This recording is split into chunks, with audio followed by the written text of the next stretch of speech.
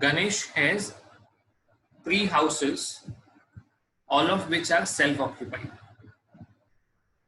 Okay. The particulars of the houses for the previous year 1920 are as. तो पहले provision समझ लेते हैं. ओके, उसके बाद आगे बढ़ते हैं. What provision says is that income tax department allows you to treat any 2 houses as self-occupied and the remaining would be deemed to be let out. अभी remaining समझो कि अभी इसके पास 5 घर होते हैं, तो कोई भी 2 सेल्फ ऑक्यूपाइड होंगे और बाकी के सब deemed to be let out. Okay, तो आपके पास ऑप्शन है, आप या तो हाउस 1 एंड हाउस 2 को सेल्फ ऑक्यूपाइड मान सकते हो, हाउस 2 एंड हाउस 3 को सेल्फ ऑक्यूपाइड मान सकते हो, या हाउस 1 एंड हाउस 3 को सेल्फ ऑक्यूपाइड मान सकते हो. 3 ऑप्शंस हैं. ओके, तो यहाँ पे कैसे डिसाइड करेंगे कि कौन सा हाउस सेल्फ ऑक्यूपाइड रखेंगे और कौन सा deemed to be let out, ये हमारा बेसिक क्वेश्चन है. Okay, that which house should be treated as, which 2 houses should be treated as self-occupied and which house should be treated as deemed to be let out. Okay, इसका normal mode of calculation क्या है, how it is to be calculated. Okay, तो calculation किस तरह से होगा कि पहले तीनों घरों को house 1, house 2 and house 3, all these 3 would be treated as deemed to be let out. जैसे नॉर्मल लेट आउट का कैलकुलेशन होता है, हम लोग एक्सपेक्टेड रेंट कैलकुलेट करते हैं, एक्चुअल रेंट कैलकुलेट करते हैं, दोनों को कंपेयर करके जीएवी डिसाइड करते हैं, और वो जो पूरा प्रोसेस है वो करेंगे. और सेकंड में house 1, house 2 and house 3 all would be treated as self occupied. Okay, उसके बाद होगा परम्यूटेशन कॉम्बिनेशन. ओके, कि हम पहला पेयर ये वाला लेंगे, 1 and 2 self occupied and third वाला deemed to be let out. ये फर्स्ट पेयर हो जाएगा. उसके बाद 2 and 3 self occupied and 1 is considered as deemed to be let out. और लास्ट में होगा 1 and 3 सेल्फ ऑक्यूपाइड एंड 2 वाला deemed to be let out. Okay, इसमें से जो भी ऑप्शन में, ऑप्शन ए, ऑप्शन बी या ऑप्शन सी में लीस्ट इनकम आएगा वो वाला पेयर सिलेक्ट करेंगे. Why least income? Income least होगा तो टैक्स लायबिलिटी भी लीस्ट होगा. ओके, तो हम लोग क्या करेंगे, पहले तीनों को deemed to be let out के हिसाब से कैलकुलेशन करेंगे तो हमें तीनों का इनकम पता चल जाएगा. उसके बाद तीनों को सेल्फ ऑक्यूपाइड ट्रीट करेंगे और उसके बाद कॉम्बिनेशन बनाएंगे. 1 and 2 सेल्फ ऑक्यूपाइड तो 3 लेट आउट हो जाएगा, 2 and 3 सेल्फ ऑक्यूपाइड तो 1 लेट आउट हो जाएगा, 1 and 3 सेल्फ ऑक्यूपाइड तो 2 लेट आउट हो जाएगा. ओके, मूविंग फॉरवर्ड हम तीनों को पहले deemed to be let out करते हैं. तो deemed to be let out में क्या करते हैं हम लोग, पहले एक्सपेक्टेड रेंट कैलकुलेट करते हैं. Deemed to be let out में ये डी निकाल देंगे ना तो भी चलेगा, लेट आउट जैसा ही कैलकुलेशन करना है. ओके, तो लेट आउट वाले कैलकुलेशन में क्या होगा, एक्सपेक्टेड रेंट पहले कैलकुलेट करेंगे, municipal value, fair rent and standard rent वाला, इन दोनों का हायर जो आएगा उसको लोअर के साथ इसके साथ कंपेयर करेंगे और इनमें से जो लोअर आएगा that would be your ER. यहाँ पे कहीं पे भी एआर दिया हुआ नहीं है. The reason is all properties are self occupied, तो एक्चुअल रेंट की तो बात ही नहीं आएगी. ओके, सो इट मींस जो ईआर आएगा वही जीएवी बनेगा. जीएवी में से क्या माइनस करेंगे, म्युनिसिपल टैक्सेस, तो आपको मिलेगा एनएवी, और एनएवी में से 2 चीजें माइनस करेंगे, 30% standard deduction and interest on borrowed capital. Okay, तो आपका ईआर आ गया, उसमें से म्युनिसिपल टैक्सेस माइनस किया तो एनएवी आया इसका 30%। और हाउस 1 में कोई भी लोन नहीं था, हाउस 2 में रिपेयर एंड मेंटेनेंस के लिए था। तो अभी कंफ्यूजन ये होगा कि सर रिपेयर मेंटेनेंस में लिमिट है, limit is only for self occupied house property. Deemed to be let out या लेट आउट प्रॉपर्टी के लिए इंटरेस्ट में कोई लिमिट नहीं है, आप जितना इंटरेस्ट पे करोगे उतना रिडक्शन मिलेगा। ओके, अब तीनों को मानते हैं सेल्फ ऑक्यूपाइड।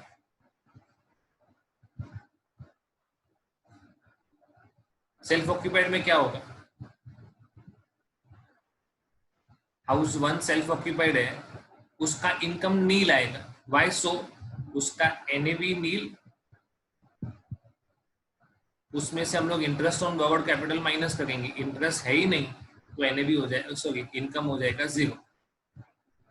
सेकेंड केस में आपका अगेन एनएवी 0 माइनस इंटरेस्ट 55,000 की जगह आएगा 30,000। वाई 30,000, रिपेयर एंड मेंटेनेंस के लिए है। ओके, और तीसरा हाउस, इन लोगों ने कॉम्बिनेशन किया है, देखो house 1 and house 2 self occupied है, तो हाउस 3 क्या हो जाएगा, deemed to be let out. आ रहा है समझ में सबको? हाउस 1 एंड हाउस 2, चलो मैं आपको सेल्फ ऑक्यूपाइड वाला बता देता हूँ तो ज्यादा क्लियर होगा। तीनों को सेल्फ ऑक्यूपाइड ट्रीट करेंगे 1, 2 एंड 3, तो तीनों का एनएवी नील। इन तीनों में से इंटरेस्ट माइनस करेंगे, पहले केस में इंटरेस्ट है ही नहीं तो ये 0 हो जाएगा। सेकेंड केस में 55,000 इंटरेस्ट है, बट वो जो 55,000 इंटरेस्ट था उसका पर्पस देखो, this loan was taken for repair of property. कब लिया हुआ है, 1/4/1999 के बाद। ओके, तो रिपेयर के लिए लिमिट कितना है, 30,000। यहाँ से माइनस हो जाएगा 30,000, आपका आंसर आएगा नेगेटिव 30,000। और तीसरे में इंटरेस्ट था 1,75,000, ये पूरा माइनस होगा। The reason is it is for acquisition of house property, तो उसके लिए तो 2 लाख का लिमिट वैसे भी है। हम क्या कर रहे हैं, 1 एंड 2 को सेल्फ ऑक्यूपाइड, तो 1 का इनकम 0, 2 का इनकम 30,000, और थर्ड वाला लेट आउट, तो थर्ड वाले का इनकम ये वाला। 1, 2 का इनकम इधर से लिया, 3 का इनकम इधर से लिया, तो आपका नेट इनकम आया 43,640। ये फर्स्ट ऑप्शन। ऐसा सेकेंड ऑप्शन करेंगे, 1 and 3 self occupied and 2 deemed to be let out। चलो 1 self occupied, third self occupied, तो -175 आया और ये +176,840, आपका नेट इनकम आया 1840। तीसरे में house 1 late out and house 2 and 3 self occupied. अभी ओवरऑल लिमिट तो 2 लाख से ऊपर जा ही नहीं सकता है सेल्फ ऑक्यूपाइड के केस में, तो आपका नेट इनकम आया 19,800। इस केस में आपका इनकम सबसे कम आ रहा है। So what you will do, house 1 self occupied, house 2 let out, house 3 self occupied. चलो, house property a portion let out and a portion self occupied. जितना पोर्शन लेट आउट है उसको लेट आउट के according, जितना portion self occupied है उसको self occupied के according. Previous year 1920 2/3 self occupied है, 1/3 लेट आउट है। ओके, कितना रेंट है, 8,000 per month. Principal value is 3 lakh, fair 270, standard rent 330। इन सबको 1/3 2/3 में डिवाइड कर देंगे। Okay, he paid municipal taxes, तो ये भी डिवाइड हो जाएगा। A loan of 25 lakh was taken by him during the previous year 2015 उसके ऊपर इंटरेस्ट इस साल कितना लगा 120, तो वो भी डिवाइड हो जाएगा, सब कुछ डिवाइड एंड रूल।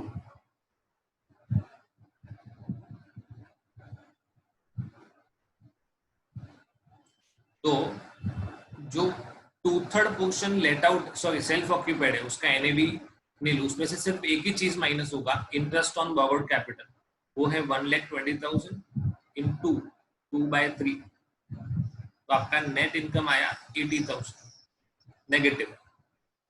चलो अभी जो लेट आउट पोर्शन है उसमें सबका 1/3 330, 3 लाख और 270,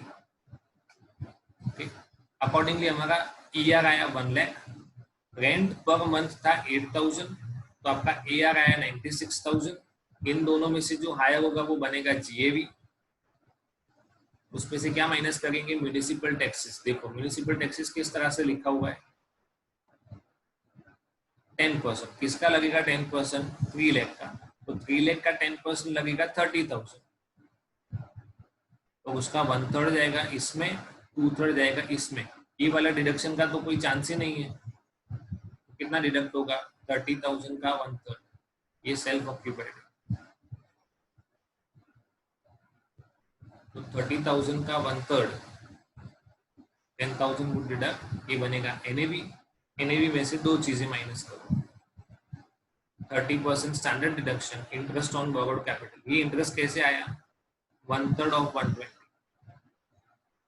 तो आपका नेट इनकम हुआ 23 पॉजिटिव, 80 नेगेटिव और 23 पॉजिटिव, तो नेट आएगा 57 नेगेटिव।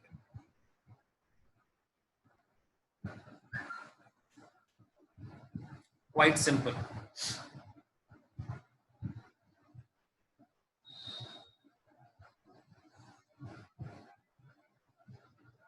चलो इनएडमिसिबल डिडक्शंस, कौन से ऐसे डिडक्शंस हैं जो आपको अलाउ नहीं होंगे, ये स्पेसिफिकली इंटरेस्ट से रिलेटेड है।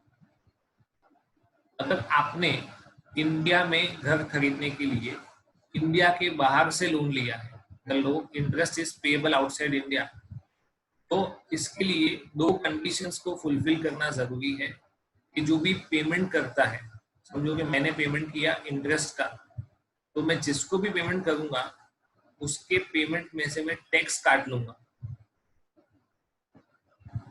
ओके, कुछ स्पेसिफाइड परसेंटेज है, उतना टैक्स काटने के बाद ही मैं उसको इंटरेस्ट दूंगा। और दूसरा क्या है condition, in respect of there is no person in India who may be treated as an agent, मतलब जहां से लोन लिया है उसका इंडिया में एजेंट होना चाहिए। अगर नहीं है, मतलब दो कंडीशन अगर सेटिस्फाई नहीं हुई कि मैंने इंटरेस्ट पे किया पर टैक्स नहीं काटा, और दूसरा जिस पर्सन के पास से लोन लिया है, जिस बैंक के पास से लोन लिया है उसका इंडिया में एजेंट होना चाहिए। अगर एजेंट नहीं है, ये दोनों कंडीशंस अगर सेटिस्फाई नहीं होती है तो वो इंटरेस्ट इनएडमिसिबल हो जाएगा, मतलब आपको ये माइनस करना परमिसिबल नहीं है, it is not allowed. Next provision is related to arrears of rent and unrealized rent received subsequently. Okay, it is like bad debt, किसके जैसा है बैड डेट, है ना। हमने जब एक्चुअल में बैड डेट इनकर किया था तो उसको P&L में डेबिट किया था। ओके, अब अगर यही बैड डेट रिकवर होता है तो उसको हम क्या ट्रीट करते हैं, इनकम, और कहाँ क्रेडिट करेंगे, P&L। तो जब मुझे रेंट नहीं मिला था, तो था ना रूल 4 कंडीशंस आर सेटिस्फाइड, तो रेंट नहीं मिला था तो मैंने अपने एक्चुअल रेंट में से उसको माइनस कर दिया था, means my income was reduced by that amount, I treated it as a loss. पर जब वही पैसा मुझे सब्सिक्वेंटली मिलता है then I have to treat the same as income. Okay, it is as simple as that. जब नहीं मिला तो उसको इनकम में से माइनस कर दिया, और वही जब भी मिला, मतलब आज से 5 साल पहले मैंने किसी को प्रॉपर्टी रेंट पे दिया था, उसके पास से मुझे कुछ रेंट रिलीज करने का बाकी रह गया, तो वो मैंने अपनी इनकम में से तब डिडक्ट कर दिया था। मीनवाइल मैंने अपना प्रॉपर्टी बेच दिया, I sold the property, okay, but afterwards जो कोई मेरा टेनेंट था वो 5 साल के बाद मिलने आता है मुझे, और सॉरी बोल के ऐसा बोलता है कि तब मेरी फाइनेंशियल सिचुएशन में कुछ प्रॉब्लम आ गया था, तो तब मैं रेंट नहीं पे कर पाया था, अब मैं वो आपको पे करने आया। वो प्रॉपर्टी चाहे मेरा रहा हो या न रहा हो, पर अगर वो इनकम वापस आती है then it would be treated as income from house property, okay, and on that income accordingly you will have to pay tax. तो किस तरह से ट्रीटमेंट होगा, स्ट्रेट अवे उसको हम लोग NAV मान लेंगे, जितना भी पैसा आया, समझो 50,000 रुपये लेने का बाकी रह गया था, तो वो मेरी इनकम हो जाएगी, उसमें से जो नॉर्मली 30% डिडक्शन मिलता है वो माइनस हो जाएगा, तो मेरा नेट इनकम हो जाएगा 30%, as simple as that.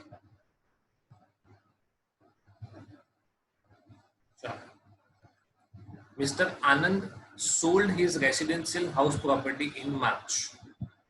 In June 2019, he recovered a rent of 10,000. He, Mr. Anand, recovered a rent of 10,000 from Gaurav, to whom he had let out his house for 2 years from April 13 to March 15. उसको 2 महीने का भाड़ा नहीं मिला था, 20,000। तो क्या किया होगा उसने, अपनी इनकम में से माइनस किया था, वो लिखा भी है देखो, and to that extent his actual rent was reduced while computing income from house property, okay। ये था एक बात, तो उसको उसके रिलेशन में कितना मिला, 10,000 रुपए, चलो ये आपकी इनकम हो गई। फर्दर टू दैट उसने अप्रैल 15 से लेके फेब 19 तक मिस्टर सतीश को घर दिया था। In April 17, he had increased the rent from 12,000 to 15,000 per month. अप्रैल 17 से उसने भाड़ा बढ़ा दिया, ओके, और 12,000 से 15,000 कर दिया। And the same was subject to a dispute. Court of law में गए और डिस्प्यूट हुआ। In September 2019, the matter was finally settled. और उसको 69,000 मिला, ओके। देखो रेंट पीरियड कितना है वो देखना है, आपका डिसीजन सितंबर में आया है, पर अरियर्स ऑफ रेंट कितने मंथ्स के लिए था, अगर ये अमाउंट ना दिया होता तो आप कैसे कैलकुलेट करते, अप्रैल 17 से लेके भाड़ा बढ़ा है, कब तक, फेब 19 तक, तो 17-18 का पूरा इस साल मतलब 12 मंथ्स, और 18-19 में 11 मंथ्स, टोटल होता है 23 मंथ्स। कितना पोर्शन डिस्प्यूटेड था, 3,000, वो बनता है 69,000। मतलब उसको फाइनेंशियल ईयर 1920 में ये वाला मिलता है अनरियलाइज्ड रेंट का, और ये वाला मिलता है अरियर्स ऑफ रेंट का। टोटल मिला 79,000, उसमें से 30% माइनस कर दिया,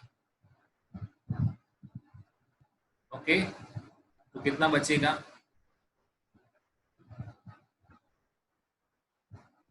this would be your income from house property, even if in the financial year 1920 he is not the owner of house property. Mr. Anand sold the house property, सबसे पहले information में बोल दिया है, फिर भी वो उसकी इनकम में टैक्सेबल होगा।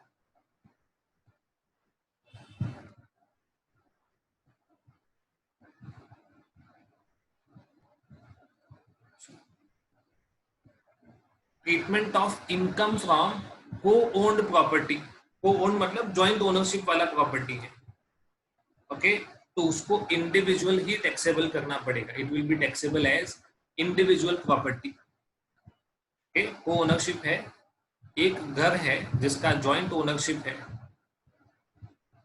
ओके, और उसमें एक पोर्शन में हम रहते हैं, दूसरे पोर्शन में दूसरा कोई रहता है, ओके, तो उसके लिए इनकम सेपरेटली कैलकुलेट किया जाएगा और उनको उस हाउस प्रॉपर्टी से रिलेटेड जो भी लोन है उसका इंटरेस्ट भी सेपरेटली अलाउ होगा। Is it okay?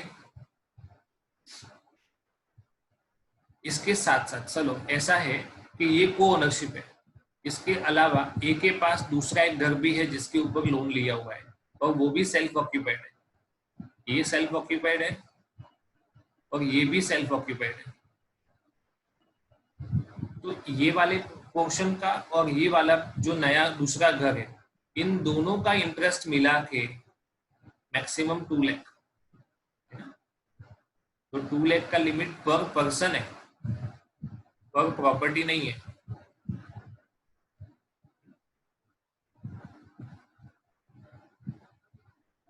चलो ये लेट आउट की बात थी। अब ये वाला है, सॉरी ये वाला था सेल्फ ऑक्यूपाइड। अब बात करेंगे let out. Where the house property owned by the co-owners is let out, the income from such property shall be computed as if the property is owned by one owner. किसी भी एक ही owner का है ऐसा मान के हम उसको कैलकुलेट करेंगे and thereafter the income so computed shall be apportioned. मतलब 50-50 शेयर है तो दोनों को 50-50 अलॉट होते हैं।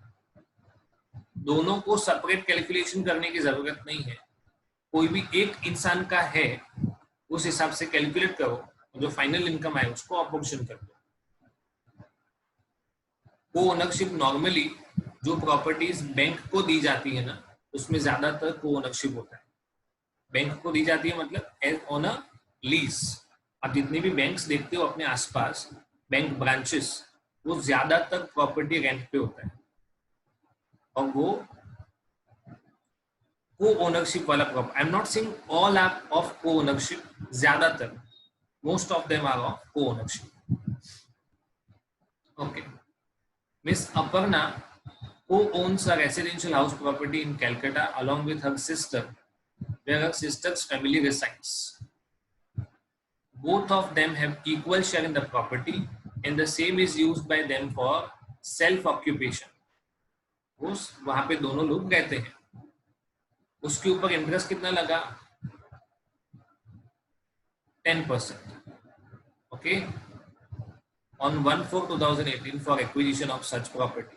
In addition, Mrs. Aparna owns a flat in Pune in which she and her parents reside.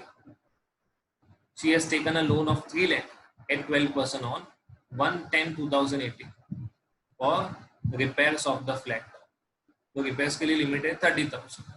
Compute the deduction which would be available to Aparna and Dimple. सबसे पहला calculation किसका है? अपर्णा का। ओके, अभी प्रॉपर्टी में कैसा शेयर है? Equal equal, मतलब 1:1। तो लोन लिया था उसके लिए 50 लाख रुपए का, उसके ऊपर एक रेट ऑफ इंटरेस्ट है 10%, तो टोटल इंटरेस्ट होगा 5 lakh which would divided by 2। तो दोनों को कितना कितना रिडक्शन अलाउेबल है? 2.5 lakh. Okay, but the overall limit is 2 lakh. Construction के लिए लिमिट कितना है? 2 लाख। अपर्णा ने पुणे में अपने घर के लिए लोन लिया है ₹3 लाख इंटू 12%, 36,000, बट लिमिट कितना है? 30,000। ओके, ओवरऑल 230 हो गया आपका। इससे ज्यादा हमने पहले भी किया होगा। और डिम्पल के केस में तो 2 लाख सिंपल। अभी एक चीज ध्यान रखने जैसा था, ये जो घर है पुणे वाला, उसके लिए लोन कब लिया हुआ है? 1/10/18, मतलब 6 मंथ्स का इंटरेस्ट लगेगा। उन लोगों ने लगाया है पूरे साल का। The thing that you have to careful is, ये आपको कंफ्यूज करने के लिए दिया हुआ है। कौन से असेसमेंट ईयर की बात की है? 2021। तो इसका प्रीवियस ईयर कौन सा होगा? 1920। लोन कौन से ईयर में लिया है? 1819। तो 1819 में 6 मंथ्स का आएगा, 1920 में 12 months. You have to be careful. आप ये वाला डेट लेके है ना एग्जाम में फटाफट 6 महीने का इंटरेस्ट कैलकुलेट कर दोगे तो गलती हो जाएगी।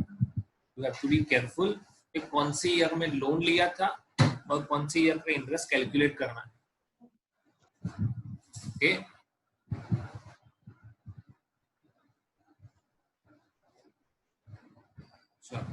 Deemed ownership for the purpose of income.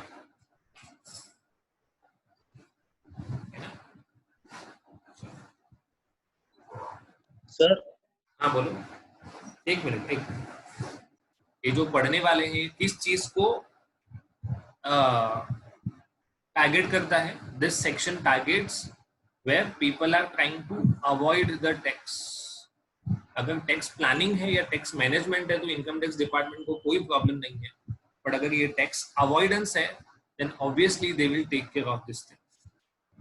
Okay, इसमें नॉर्मली ये वाला पॉइंट डिस्कस किया जाता है कि प्रॉपर्टी एक्स का है, उसने प्रॉपर्टी वाई को ट्रांसफर किया, बट ऐसे सर्कमस्टेंसेस में ट्रांसफर किया कि जिसकी वजह से ऐसा क्लियर हो जाए कि एक्स का प्रॉपर्टी ट्रांसफर करने का एकमात्र या वन एंड ओनली रीजन उसकी टैक्स लायबिलिटी को कम करना है।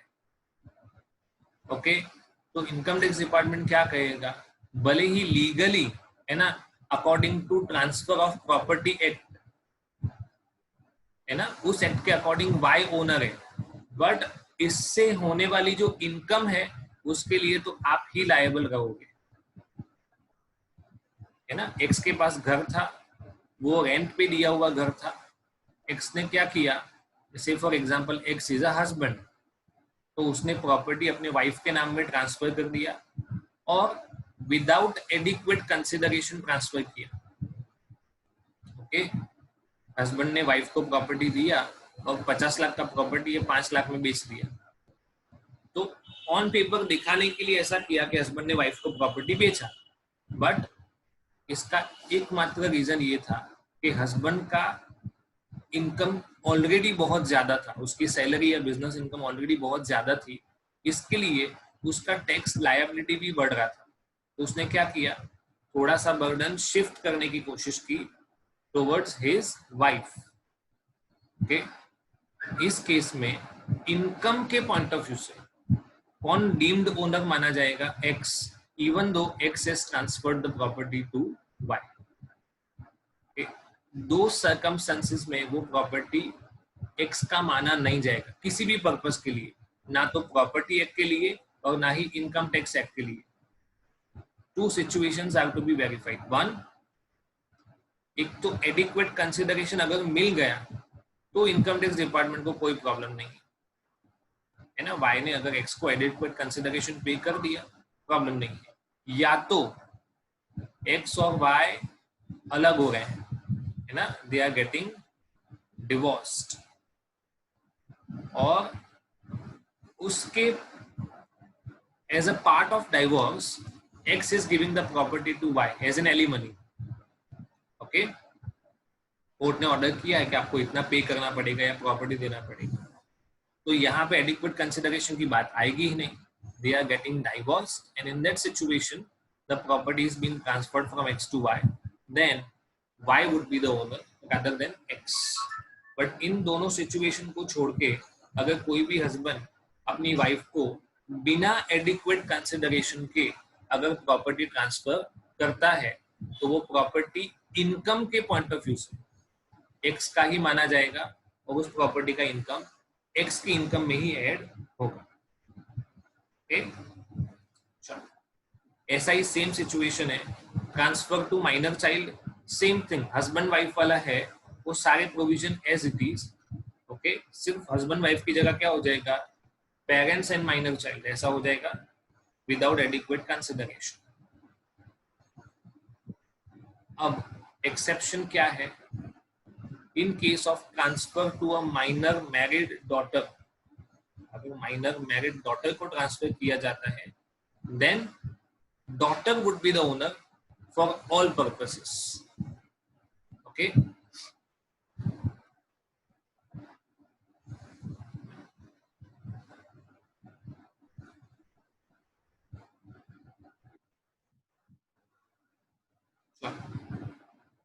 अब एक नोट लिखा हुआ है, हस्बैंड ने वाइफ को पैसा दिया.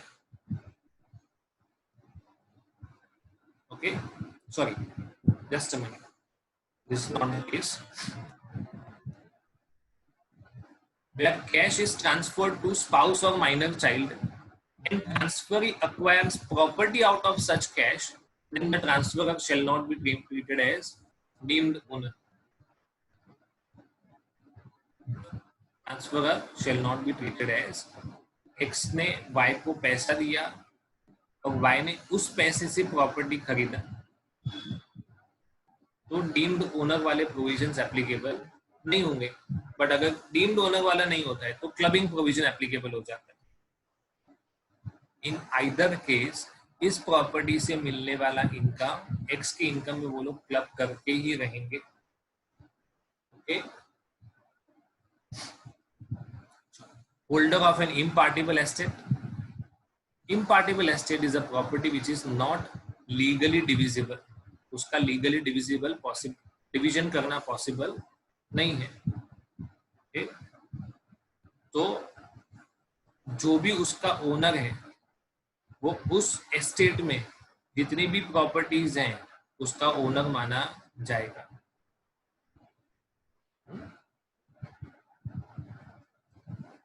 और उसको प्रॉपर्टी ऑफ HUF माना जाएगा.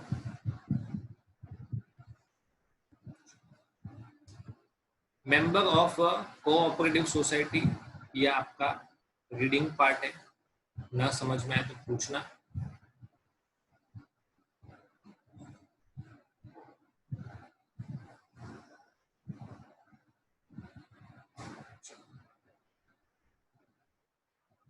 हमने अपना घर किसी को बेचा.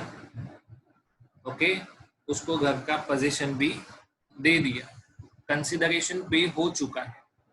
एक्स ने घर वाई को बेचा, एक्स ने वो घर वाई को दे दिया, वाई ने पैसा पे कर दिया है. सिर्फ कुछ फॉर्मेलिटीज बाकी हैं, जैसे कि डीड करना या उसका रजिस्ट्रेशन करना. ओके, उतना बाकी है. तो ये प्रॉपर्टी इफेक्टिवली वाई का हो गया. भले अभी भी डीड होना बाकी है तो भी इसका डीम्ड ओनर वाई ही माना जाएगा. The buyer would be deemed to be the owner. Okay.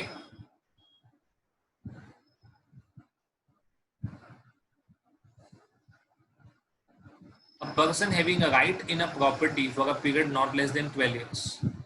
Any person who acquires any rights in with respect to any building or part thereof by virtue of any transaction as is referred to in section 269 UA subsection F, that is transferred by way of lease for not less than 12 years shall be deemed to be the owner of that building or part thereof. अगर आप किसी भी जगह पे continuously 12 years से रह रहे हो, मोर देन 12 इयर्स से, तो वो प्रॉपर्टी आपका हो गया. You are the deemed owner of the property. Okay. But अगर ये लीज, चलो मैं किसी घर में रहता हूँ और ईयर ऑन ईयर एग्रीमेंट होता है, मैं रहता हूँ 15 साल से, but agreement year on year होता है, then it will not be treated as a deemed owner case. अभी भी जो एक्चुअल ओनर है वही ओनर माना जाएगा. ये तो क्या है, इफेक्टिवली 12 साल या उससे ज्यादा का लीज हो गया, तो जिसके नाम में लीज है that would be considered as the deemed owner.